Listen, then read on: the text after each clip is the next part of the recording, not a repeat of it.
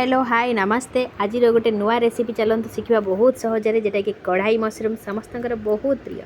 चलतु मशरूम गुड़ा को आगे एमती काटी नबा काटिकी जानते तो समस्ते मशरूम को प्रथमे हलदी पानी धोइवाई पड़े भल भाव पूरा धोई नवा तापर प्लेन पानी रे भी 2-3 थर धोई नबा। देखो मुझे गोटे जगह को पूरा धोईकी सब मशरूम बाहर कर दूची से कटा होता स्क्वायर शेप रे पियाज कैप्सिकम स्क्वायर शेप रे टमाटो सब कट करके हलदी लाल मिर्च पाउडर लुण सब पकईकी भल भाव मिक्स करदेबा।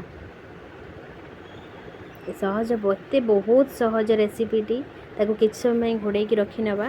चलतु एवं कढ़ाई मसला प्रस्तुत करवा। कढ़ाई बटर मु दौची फर्स्ट से तेजपत्र खड़ा मसला तापर देखो पियाज पकईकी भल भाव फ्राए करवा। एपटे मसला प्रस्तुत करवा। चलतु टमाटर किसी काजू पकईकी मु पेस्ट करनेली। पियाजटी बढ़िया हो गलानी ब्राउन कलर से अदा रसुण पेस्ट गोटे चामच दौची भल भाव फ्राए कर नबा।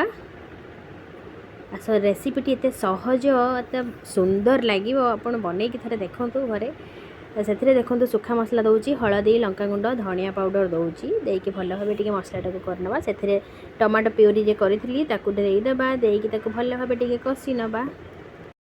मसला टी स्लो फ्लेम रे कषिले मसला बहुत बढ़िया हुए। से देखो मुझे गरम मसला ता सहित कस्तूरी मेथी पकईकी मसला टी होगला। देखो पूरा ड्राए हो गलानी ऑयल भी बाहरी पड़ानी।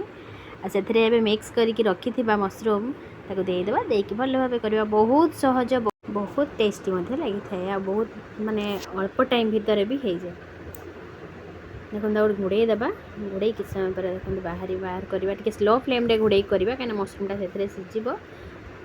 से चीनी पकेवा टेस्ट पाई आउ लास्ट रे क्रीम टिके दबा।